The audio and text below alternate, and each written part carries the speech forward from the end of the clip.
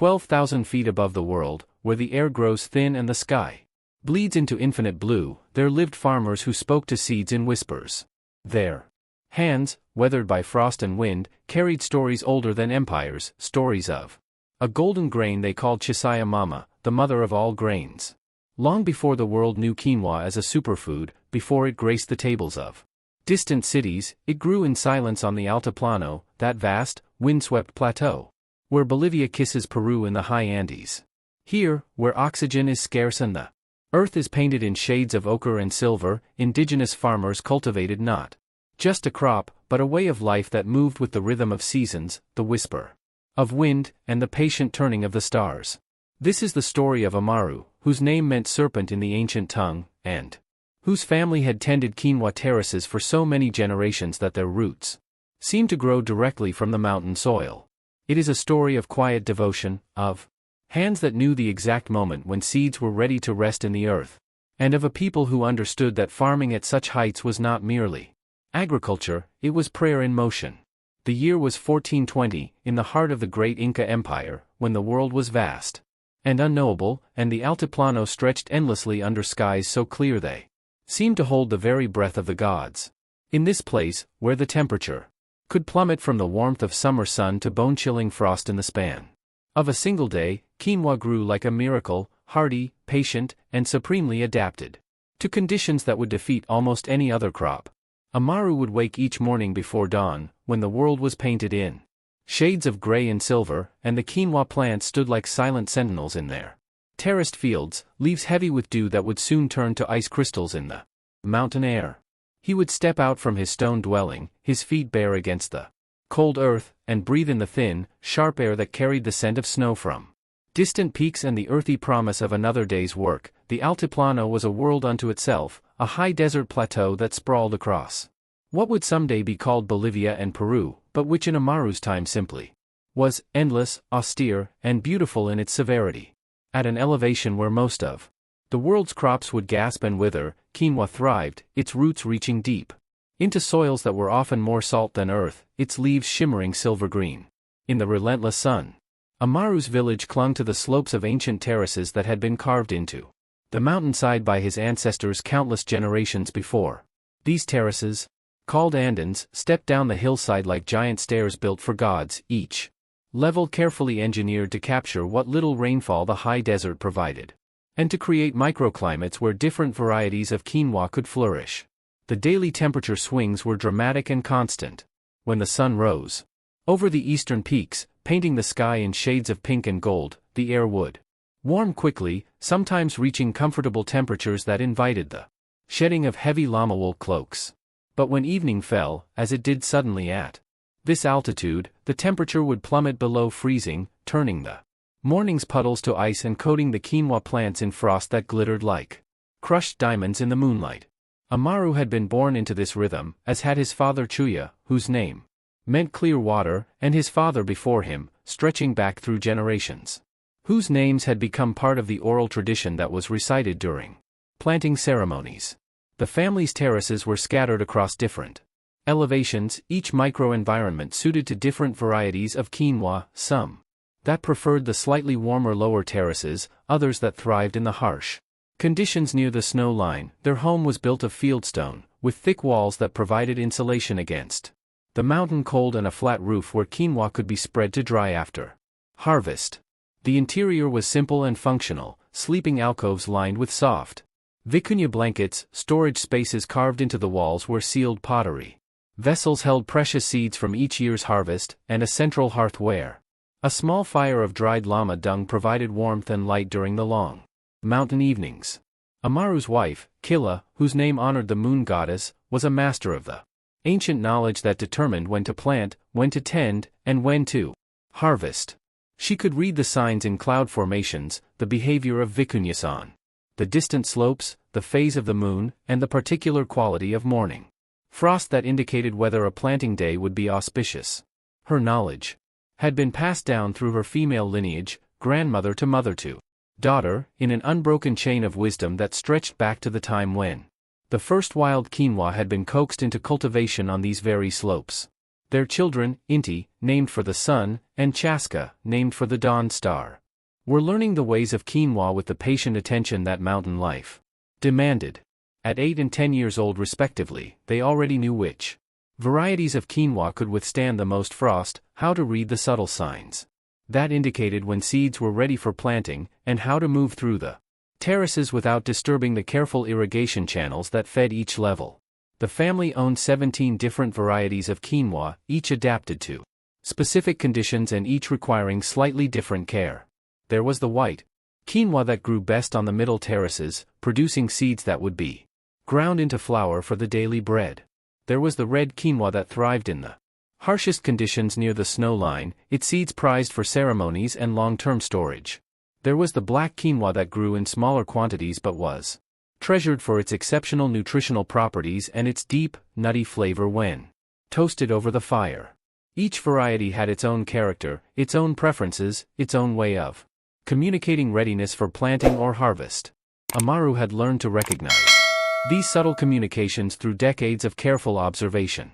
He could tell by the texture of a quinoa seed whether it had been dried properly, by the color of the stems whether the plants needed more water or less, by the way the leaves moved in the wind whether frost was coming or the weather would hold clear.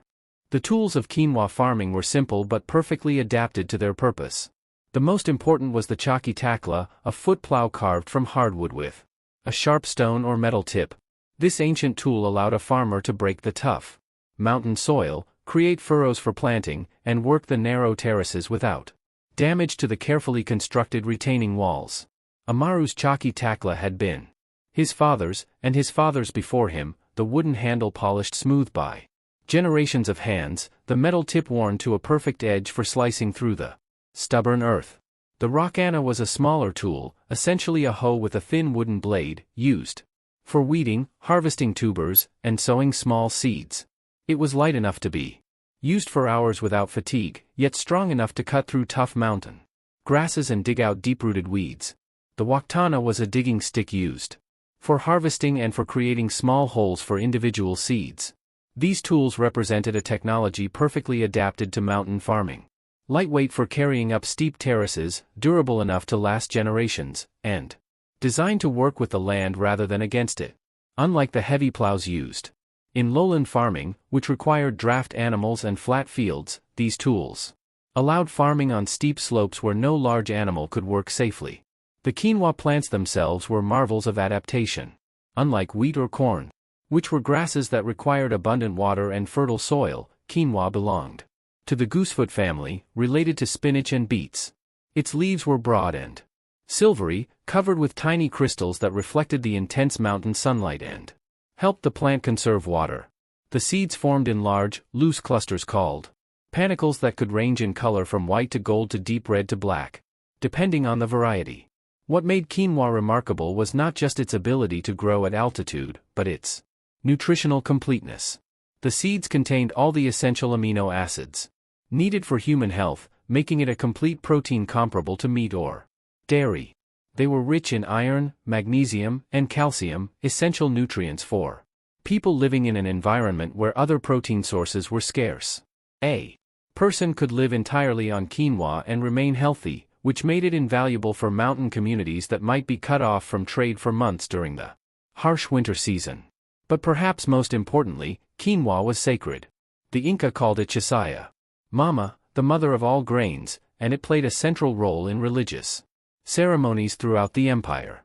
Each year, the emperor himself would plant the first quinoa seeds of the season using implements made of gold, asking the blessing of Inti, the sun god, for a successful harvest. Local communities held their own planting ceremonies, offering cayantas, carefully arranged coca leaves, to the mountain spirits and pouring offerings of chicha, fermented corn beer, onto the earth to ensure the quinoa would grow strong and true. For Amaru and his family, every aspect of quinoa cultivation was infused with spiritual significance. The timing of planting was determined not just by weather and soil conditions, but by the lunar calendar and the movement of the Pleiades constellation, known in Quechua as culca, the storehouse.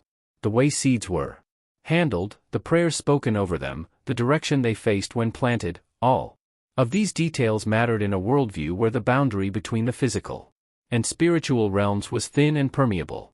The community operated on the principle of reciprocal labor exchange, which meant that no family farmed alone.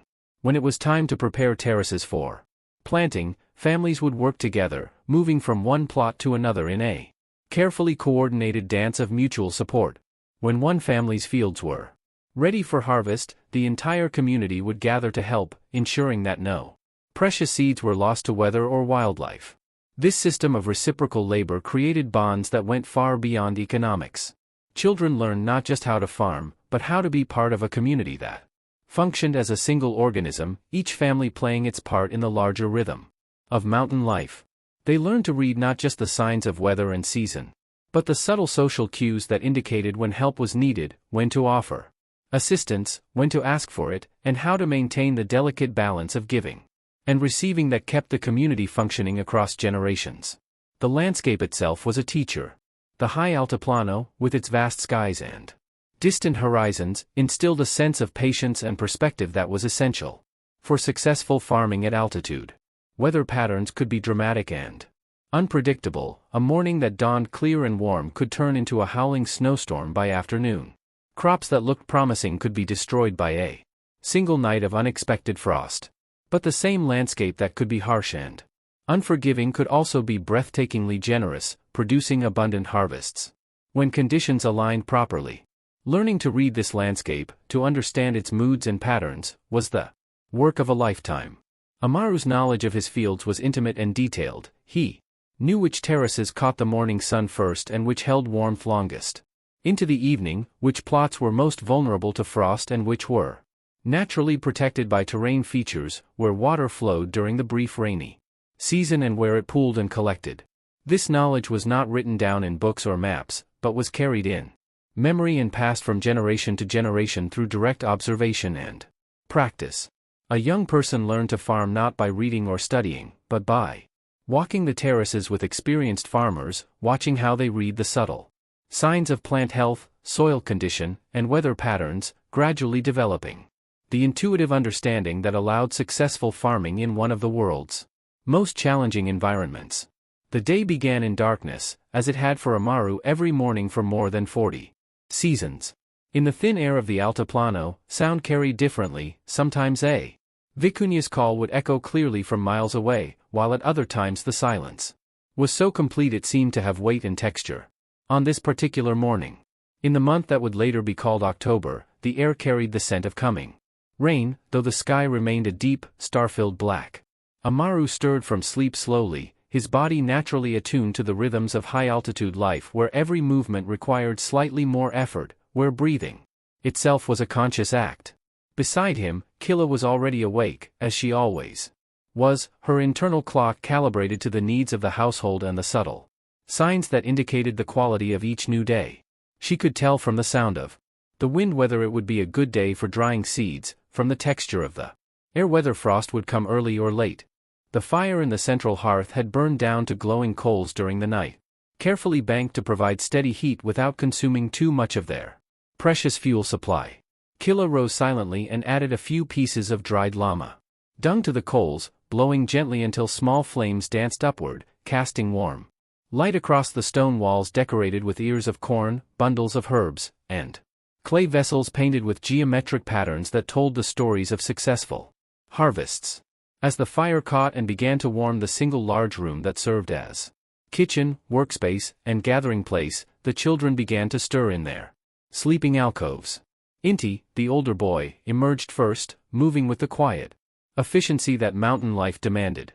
At 10 years old, he was already skilled at reading the morning conditions, automatically checking the temperature by the frost patterns on the small window openings, gauging the wind direction by the way smoke moved from the fire.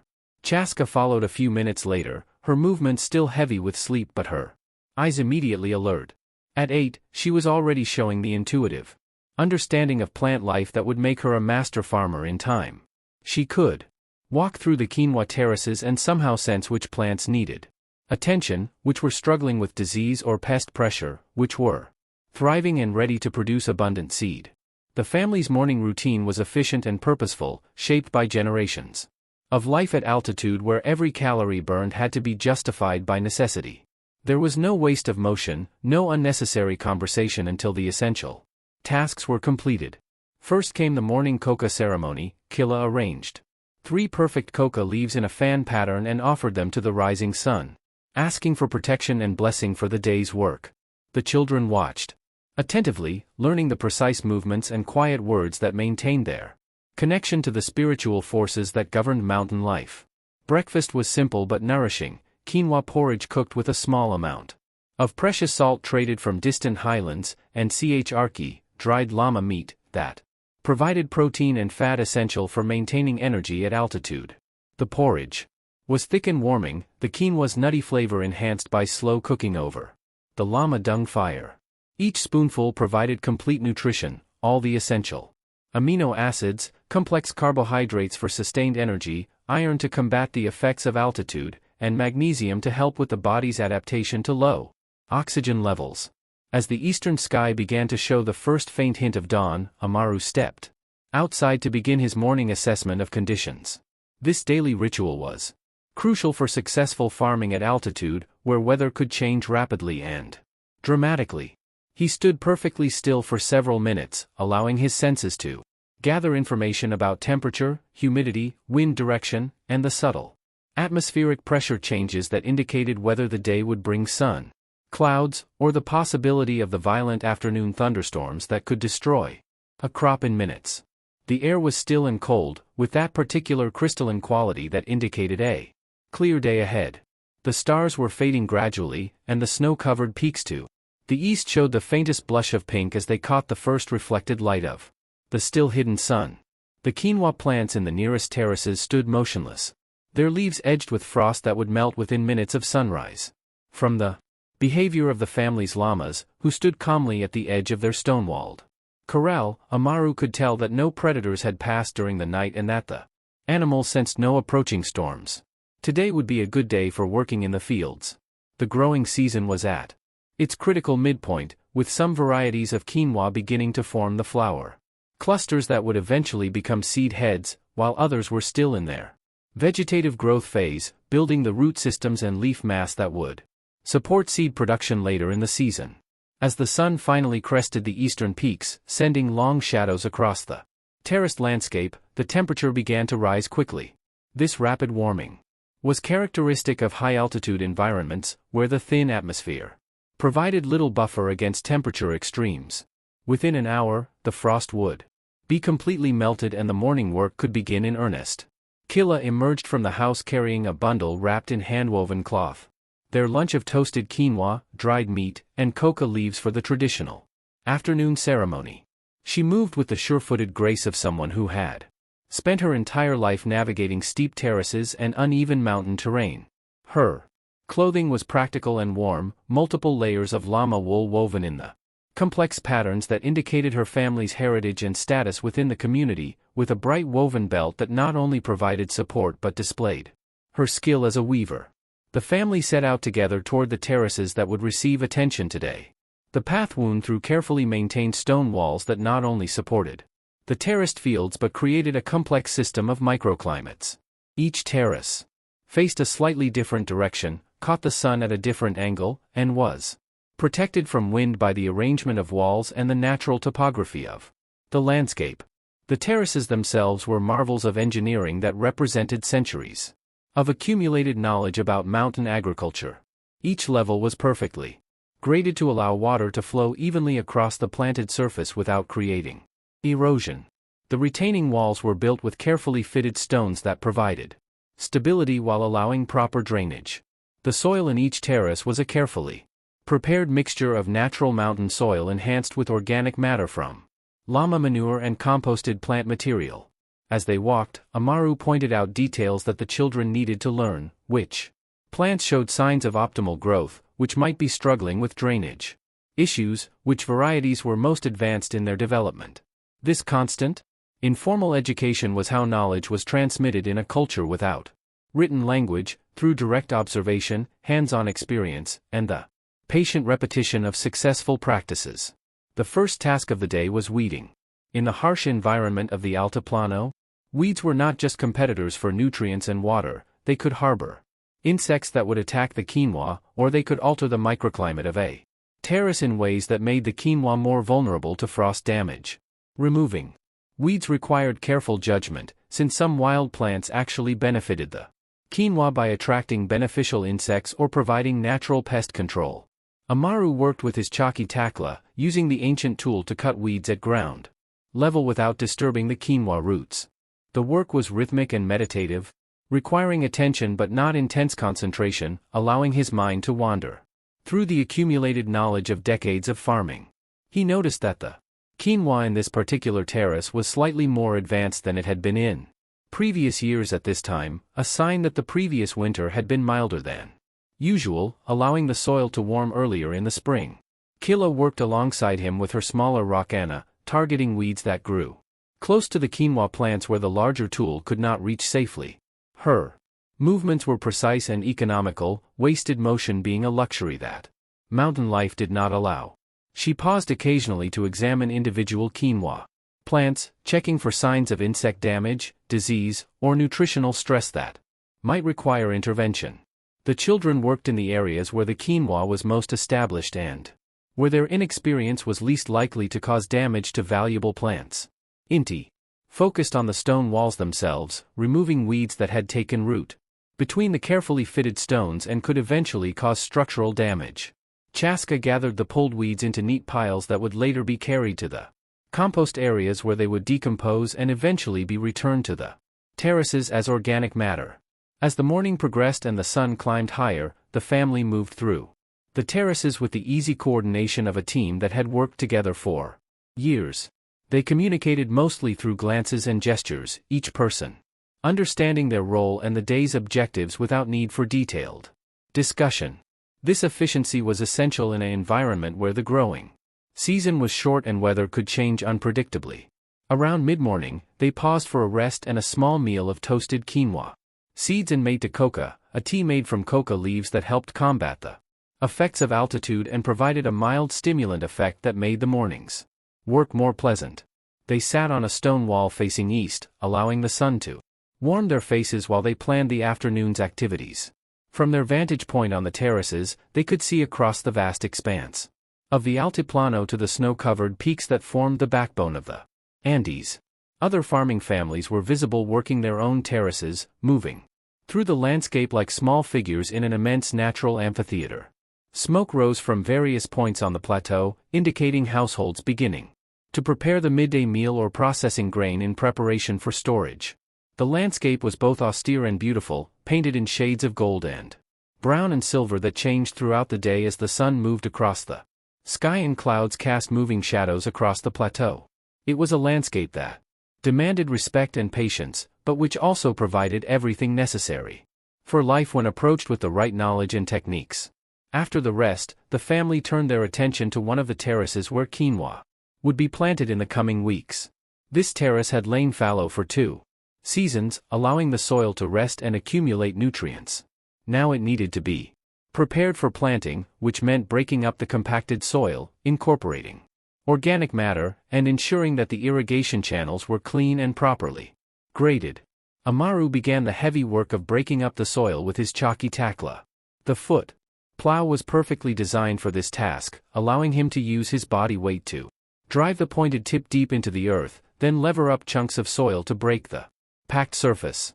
The work was strenuous but satisfying, requiring a steady rhythm that could be maintained for hours without exhaustion. The soil revealed itself as he worked, dark and rich where organic matter had been incorporated in previous seasons, lighter and sandier in areas that needed more composted material. The texture told him stories about drainage patterns, frost penetration, and the activity of soil organisms that were essential for plant health. Each terrace had its own character, its own history of cultivation and care. Taklla followed behind him with a short-handled hoe, breaking up the larger clods of earth and beginning to create the fine seed bed that quinoa required for optimal germination.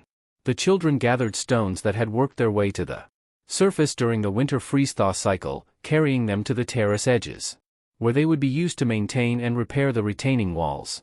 As the afternoon approached, they could see other families beginning to gather at one of the central terraces where a community work project was taking place. Today was the day for clearing the irrigation canal that served several families.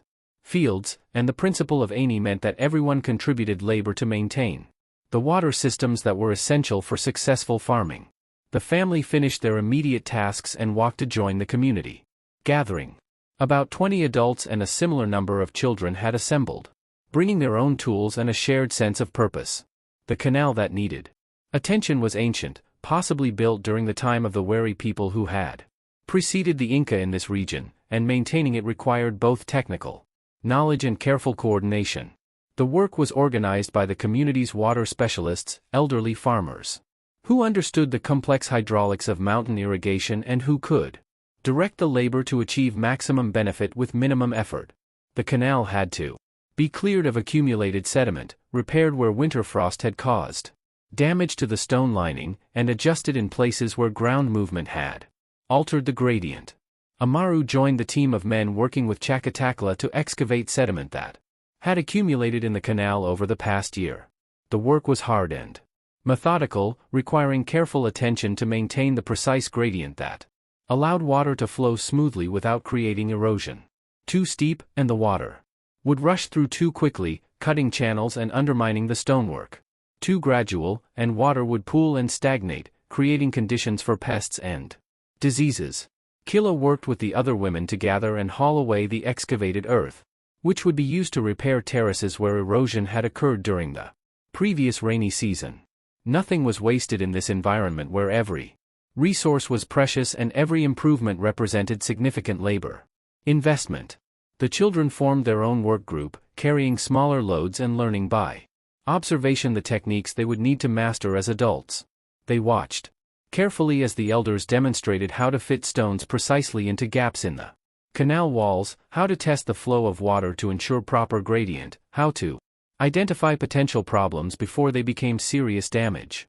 The work continued through the afternoon with breaks for shared meals and the social interaction that was as important as the physical labor.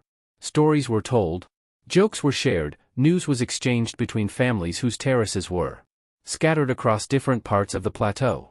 This social aspect of communal work was essential for maintaining the bonds that allowed the Ani system to function effectively. As evening approached and the sun began to sink toward the western peaks, the canal work was completed and tested. Water was allowed to flow through the repaired system, and the elder hydraulic specialists walked alongside checking for leaks, blockages, or flow problems. Small adjustments were made, stones repositioned, gradients fine-tuned until the water moved smoothly and efficiently through the entire system. The families began to disperse back to their individual homesteads, carrying tools and sharing the satisfaction of work well done. The canal would serve the community for another year, providing the water necessary for successful quinoa cultivation in an environment where rainfall was often insufficient and unpredictable. Amaru's family returned to their own terraces for the final tasks of the day. The quinoa plants needed a last inspection, checking for any problems that might have developed during the day's work, ensuring that the irrigation channels serving their plots were clean and functioning properly.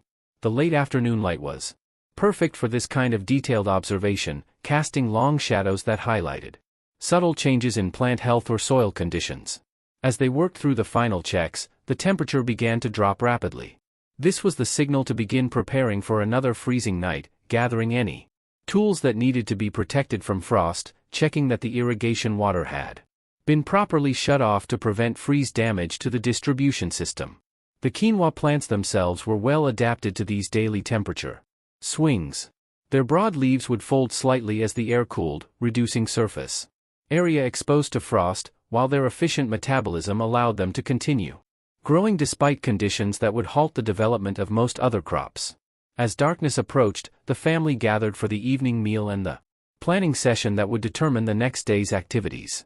Taklla consulted the complex mental calendar that governed the timing of agricultural activities, taking into account the phase of the moon, the position of key constellations, the local weather patterns, and the specific needs of each variety of quinoa in their diverse collection. Tomorrow would bring similar work, but with subtle variations determined by the changing needs of the crops and the evolving conditions of the growing season. The quinoa was approaching the critical period when flower clusters would begin to form, requiring different attention and different techniques to ensure optimal seed development. But tonight, as the fire crackled in the hearth and the family settled into the comfortable routine of evening conversation, the day's work was complete and successful.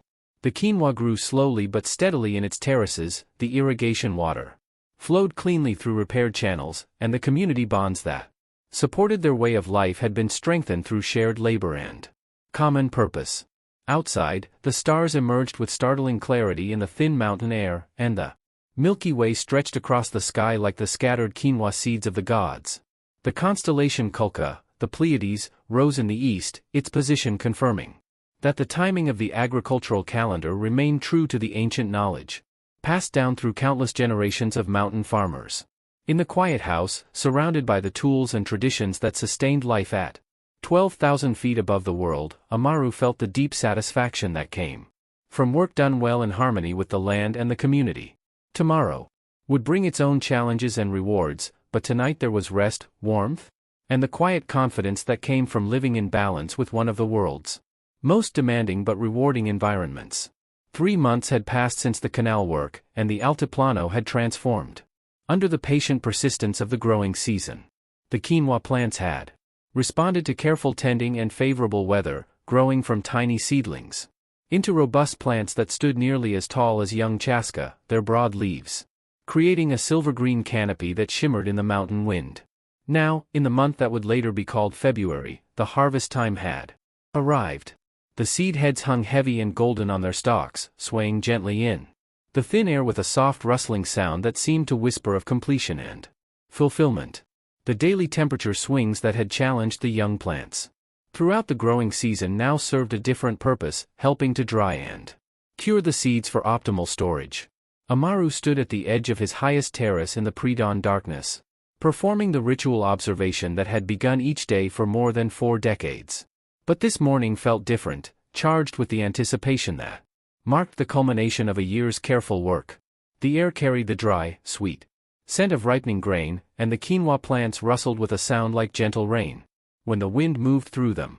The harvest ceremony began at sunrise, as tradition demanded. Families from across the community gathered at the terraces where the first quinoa seeds of the season would be cut. Taklla had prepared the special tools used only for harvest.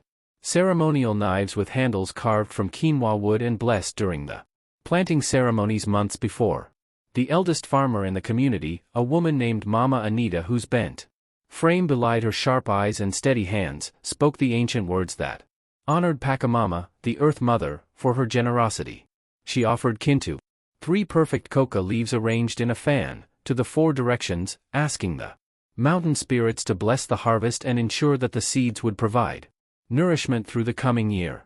The actual harvesting required tremendous skill and patience. Unlike wheat or other grains that could be cut mechanically, quinoa seeds were harvested by hand, each seed head examined individually to ensure perfect ripeness. Seeds that were harvested too early would not store properly, while those left too long would begin to shatter and fall to the ground, lost to the family's food supply. Amaru worked through his terraces with the methodical attention that had characterized all his farming activities. He could tell by the color of the seed heads. A deep golden yellow for the white quinoa, rich burgundy for the red varieties. When they had reached optimal harvest condition, the seeds should be firm but not hard, giving slightly when pressed between thumb and forefinger but not soft enough to dent easily. Each seed head was cut at the base of the stalk and laid carefully in woven baskets lined with soft cloth to prevent damage to the precious seeds. The work required constant bending and stretching, moving carefully through the terraces to avoid trampling plants that were not yet ready for harvest. Children helped by carrying the filled baskets to collection areas and by gathering the longer stalks that would be used for fuel and animal feed. The harvest took place over several weeks, with different varieties reaching maturity at different times. The early varieties came first, followed by the cold-resistant types that had been planted at higher elevations. Each variety required slightly different handling techniques, and each had its own traditional uses within the family's diet and storage system. As the baskets filled with quinoa seeds, the true abundance of the mountain harvest became apparent. A successful terrace might yield several hundred pounds of grain from a relatively small area, enough to feed a family for months. When combined with other stored foods, the protein-rich seeds provided all the essential nutrients needed for health at altitude, while their excellent storage characteristics ensured food security through the long mountain winter. The processing of harvested quinoa was as important as the harvesting itself. The seeds were first spread on flat stone surfaces or woven mats to dry in the intense mountain sun. The high altitude and low humidity created ideal conditions for drying, removing moisture quickly while preserving the seed's nutritional value and storage quality. Taklla supervised this drying process with the attention of someone who understood that moisture content would determine whether the family's food supply lasted through winter or spoiled before the hungry months ended. The seeds had to be turned regularly to ensure even drying, protected from sudden rain showers, and monitored constantly for signs of insect activity or mold development. Once properly dried, the quinoa seeds underwent a traditional cleaning process to remove the saponins, natural compounds that gave the seeds a bitter taste and served as the plant's protection against insects and birds. This cleaning involved repeated washing in mountain water, rubbing the seeds between the hands to remove the outer coating, and careful rinsing until the wash water ran clear, instead of foaming with soap-like bubbles. The cleaned and dried quinoa was then ready for storage. Clay vessels sealed with pine resin provided protection against moisture and insects, while careful records were kept of which vessels contained which varieties. Different quinoa types would be used throughout the year for different purposes: white quinoa for daily meals, red quinoa for special ceremonies, black quinoa for medicine and times when extra nutrition was needed. But the harvest was more than an agricultural activity, it was the culmination of a year-long dialogue between human knowledge and natural forces. Each family's success in producing abundant, high-quality quinoa reflected their skill in reading environmental conditions, their understanding of plant needs, and their ability to work effectively with the challenging mountain environment. As the weeks of harvest progressed, the social aspects of the work became as important as the physical labor. Families shared techniques for handling difficult varieties, exchanged seeds to maintain genetic diversity, and told stories that passed agricultural knowledge from the experienced farmers to the younger generation. Young Inti had distinguished himself during the harvest by developing an almost intuitive ability to judge seed ripeness. His small hands could move quickly through the quinoa plants, selecting seed heads with remarkable accuracy. Amaru watched his son work with pride and satisfaction, seeing the continuation of knowledge that stretched back countless generations. Chaska showed particular skill in the processing work, demonstrating the patience and attention to detail that would make her an expert in the complex techniques of seed cleaning and storage. She seemed to understand instinctively the critical importance of each step in preparing quinoa for long-term storage. As the harvest season drew to a close, the community gathered for the traditional Thanksgiving ceremony. The first quinoa bread of the new harvest was prepared, using grain from each family's fields, symbolizing the unity and mutual dependence that made survival possible at such altitude. The bread was offered to Pachamama and the mountain spirits before being shared among all the families who had participated in the year's agricultural cycle. The ceremony took place as the sun set behind the western peaks, painting the sky in shades of gold and purple that seemed to reflect the colors of the quinoa fields themselves. The assembled families formed a circle on the stone platform that served as the community's ceremonial center, each person holding ears of corn, bundles of quinoa stalks, and other symbols of the completed harvest. Mama Anita spoke the ancient words of gratitude, thanking the earth for its generosity, the sun for its warmth, the rain for its moisture, and the mountain spirits for their protection throughout the growing season. Each family took turns offering kinta to the four directions and pouring small amounts of chicha onto the ground as libation to Pachamama. As the ceremony concluded and families began to disperse to their homes, carrying torches to light their way across the terraces, Amaru felt the deep satisfaction that came from completing another successful agricultural cycle. The storage rooms were filled with quinoa of exceptional quality, enough to feed his family well through the coming winter and provide seed for next year's planting. The next morning brought the first hard frost of the approaching winter, coating the now empty quinoa stalks with ice crystals that glittered like diamonds in the early sunlight. The growing season had ended at precisely the right moment, the harvest completed just before the weather turned too cold for outdoor work. Amaru walked through his terraces in the crisp morning air, evaluating the condition of the land and beginning to plan for the following year's activities. Some terraces would lie fallow, allowing the soil to rest and regenerate. Others would be planted with different varieties of quinoa, part of the rotation system that maintained soil fertility and prevented the buildup of pests and diseases. The empty quinoa stalks would be gathered and used for fuel during the cold months ahead, while the roots would be left in the ground to decompose and add organic matter to the soil. Nothing was wasted in this environment where every resource had value and every improvement represented significant investment of labor and knowledge. In the warm darkness of the family stone house, Kilo worked by firelight, grinding quinoa into flour for the day's bread.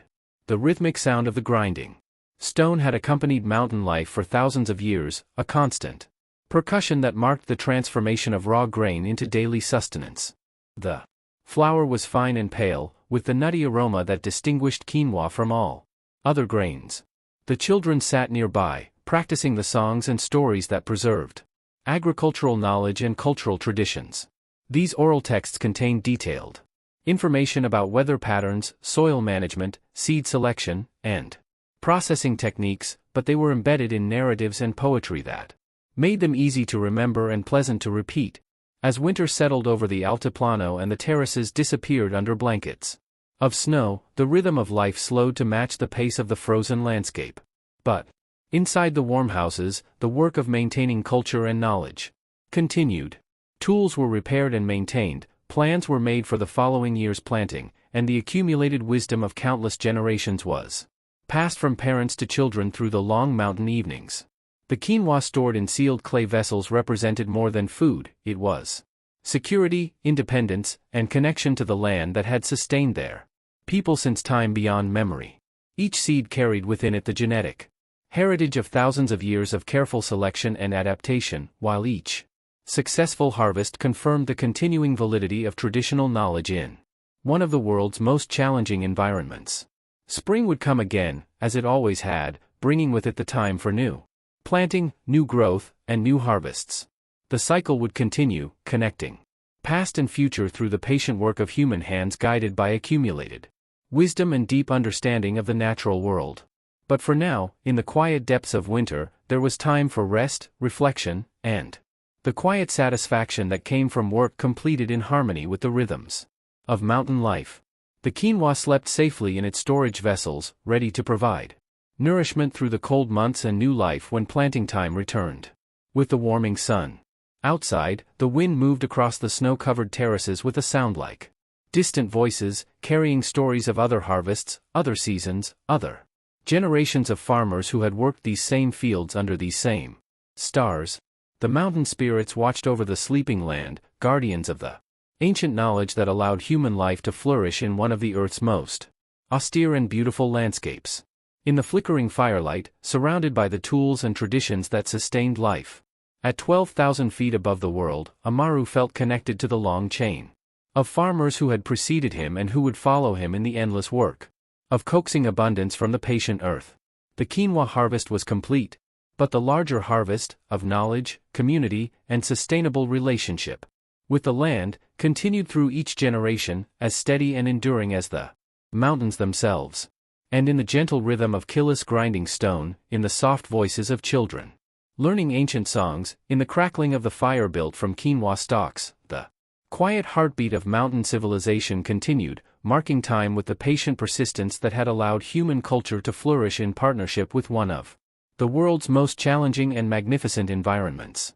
The stars wheeled overhead in their eternal patterns, and Kulka, the Pleiades, traced its path across the crystalline sky, marking the seasons and confirming the ancient knowledge that connected earth and heaven in the sacred work of sustaining life through the patient cultivation of the mother of all grains. And now, as the stars traced their ancient paths above the sleeping terraces of the Altiplano, as the quinoa rests safely in its vessels and the mountain spirits keep their quiet watch over the snow-covered land, may you find rest beside these stories of quiet lives lived in harmony with the earth. Let your breathing slow like the patient rhythm of mountain seasons, let your thoughts drift like clouds across vast high-altitude skies, and let sleep come as naturally as frost settling on silver. Quinoa leaves in the thin, pure air 12,000 feet above the world. The ancient farmers have completed their work, the harvest is gathered, and in the warm darkness of stone houses, the gentle sound of grinding stones and crackling fires carries the whispered promise that morning will come again, bringing with it the endless, peaceful cycle of mountain life. Rest now, and dream of terraced fields stepping up toward infinity, of seeds that carry the wisdom of generations, and of the quiet satisfaction that comes from work done well in one of Earth's most beautiful and demanding places.